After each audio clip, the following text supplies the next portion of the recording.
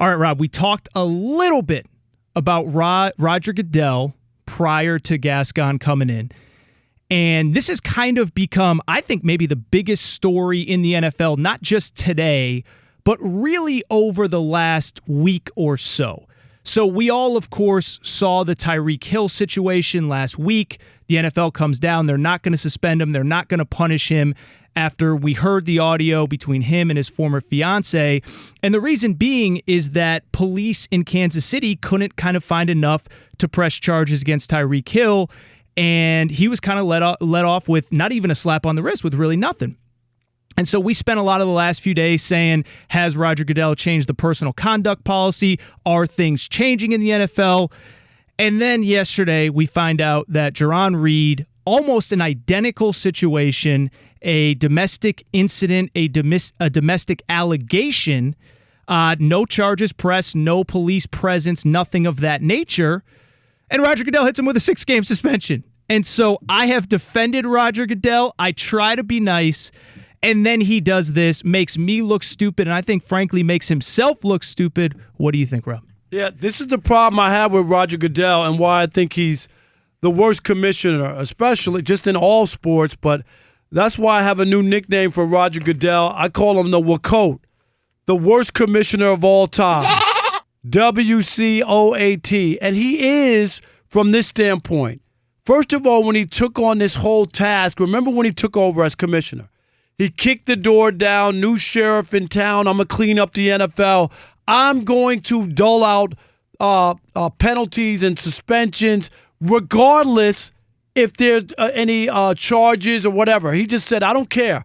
We're going to protect the shield. We're going to do what's right. Playing in the NFL is not a right. It's a privilege, and we're going to dictate who's in and who's out. The only problem is he's all over the board. He's misfired so many times. It's embarrassing. Ray Rice got 2 games for the original offense against his fiance, soon, then wife. And then all of a sudden, the video, which he knew there was a video. First of all, they were in a casino. Every ounce of the casino is covered by camera except for the bathroom. Everything is covered. So he knew there was a video. Why would you give out a suspension until we saw her fall out of the elevator? We knew something happened. Why in the world would you give him a 2-game suspension without seeing that videotape and then saying that they couldn't get it? Come on now. We don't buy that. And this is why every time something comes up, you scratch your head and you go, what? This doesn't make sense. And you could say whatever you want about Tyreke Hill. Yep. He threatened her. Sure. Listen to the audio. You better be afraid of me is what he said. And maybe he didn't put his hands on her. He didn't do it at that time, but he threatened her. Well, and we don't even know. And then the whole idea that there was an investigation, I get it. So, Roger Goodell, you have one of 2 things if you don't want to be the WCOAT anymore. There are 2 things for you to do. Give up being sheriff, judge, jury, and executioner. Give it up and let legal matters take precedent and take over that part of your job and stop doing it, because this is the same sports league where we saw Kobe Bryant embroiled in a rape case, right, a sexual assault case, who got to play during the whole case, and the Lakers sent a team plane back and forth. Do you think that would happen now? No. Think about that. Nothing happened to him league-wide. He was allowed to play through a case like that. And this guy is doling out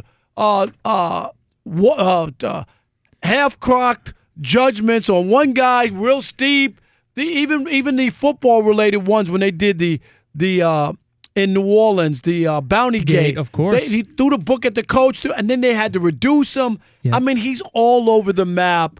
Well, Roger Goodell has done a bad job when it comes to policing the league. Well, and that's the problem that I think I have, and I think everybody has, certainly Seahawks fans have, is the inconsistency of it. You mentioned Ray Rice. The other one that I go back to, we touched on it a little bit earlier in the show, is Ezekiel Elliott. If you remember that investigation, Roger Goodell's own league investigator told him, we really don't have enough to go after Zeke. She quit. Didn't she quit from I believe so, but she told the commissioner, we don't have enough. and he still handed out that 6-game suspension. We talked about Jerry Jones fighting it, but that's my problem is the inconsistency of it, and it's not year to year. It's not even week to week. It's case to case. It's day to day, literally day to day. And I said on my Saturday show, and I applauded him. I really did, because I understand the argument that there was a threat on tape. But I said, this is Roger Goodell by not handing out a punishment. What he's saying is, if the investigators in Kansas City, if the police cannot find enough to charge Tyreek Hill, then I'm going to back off. And I felt good about saying that on Saturday, and 2 days later, Jarran Reed gets 6 games for the exact same thing. For the exact same thing. And here's another thing that you got to be careful about. A lot of times in these cases, this is why jurisdictions and police departments or whatever, they go forward with these cases without even having the woman testify, because a lot of women in these situations are scared to death to testify. So that's why these places say, we don't need your testimony. We have evidence, we have this, we have that. I'm not saying in these cases, sure. but because women are feel threatened to be able to take these cases forward. So the league has to get something right, and I'm telling you, either back off of it and let law enforcement handle this, and you worry about stuff that you have control over on a football field. I don't know if he's of right mind and ability to really dole out these kind of punishments. Well, and there's just so many moving parts to all of these situations. And oh, by the way, he's got a busy job without having to handle all of this. So I know you mentioned it just a minute ago, Rob. Do you believe, and I think I know where you lean on this, that he should just be out of the punishment business? Because I think, and this is something that's been very well documented by a lot of guys on this network, just let every team, if law enforcement says, basically, this guy isn't in jail, like he's a free man, I just say let every team handle their own situation, because if not, you get situations like this where the commissioner, the person in charge of the league, is going by case to case and he looks bad. Yeah, it's whenever you get involved in it, criminal justice has its own problem with you know what I mean, trying to try these cases, do the right thing, and there's so many people who wind up behind bars who are innocent. I mean, there's a lot of mistakes. So for an NFL to be like dealing with people's careers and their livelihoods and not be fully invested in doing these things and fully versed on it, I think it's a slippery slope that they should give up and just decide that we're going to handle the football part of it, and it's up to law enforcement. If they come to the practice facility and put handcuffs on somebody and takes them out, I guess they're not playing tomorrow. I mean, that's the way I would look at it. No, and I agree. And I think that if each individual team feels like there's more to come out, or we need to look into this further, like even with the Kansas City Chiefs with Kareem Hunt, they knew about everything 6 months before, but they didn't have any definitive evidence. It was kind of his word against whatever, and then the video comes out and they release him right away. Well, what I loved about it was he lied to them. Yep. And they basically said, this is not what we took your word, right? You gave us a story. We now see the video, which we didn't see when we took your word, and it doesn't match up. So thank you very much, and you move on. And I applauded them, because they probably would have won the Super Bowl if Kareem Hunt played. That's what they gave. So? Yeah, that's what they gave up. Yeah, that's a big part of what their team was, and they just said, this is not the kind of guy we want to have in our organization. I respect that over winning, and winning at all costs. I just do. Yeah. I think it was an incredible gesture on their part. Once that video came out, it was a quick, swift, not even a suspension. What they were like, dude, you're released. Yeah. Thank you very much. Were you on air when? Because I remember it came out in the evening time. Yeah, we did. Chris and I, we did that, and we were both shocked at how quickly and how swift, right, that they just decided, okay, we're done. And their thing was, and even Kareem Hunt, when he talks about it, I've seen the clips, he says it. He says, they didn't do anything. I did. I misled them into believing what I wanted them to believe, and then they saw the video and realized, okay, I was dishonest. And I was going to say, to go back to Tyreek Hill versus Jarran Reed, again, for people just joining us, basically the exact same situation, domestic allegations, one not suspended at all, 6 games.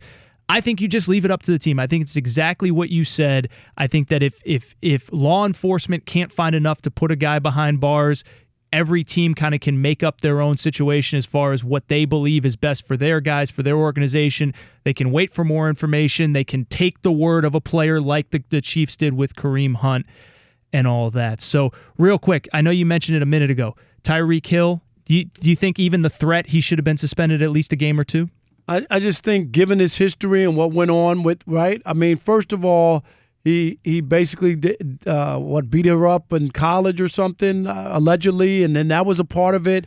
And his history has a history. So my only thing is, and then for when kids have to go to emergency room when they got broken arms, well, what's going on? I want to know what's going on in that home. That's it. Well, and that was a lot of what the conversation was, is that it's not just a potential punishment for this particular incident.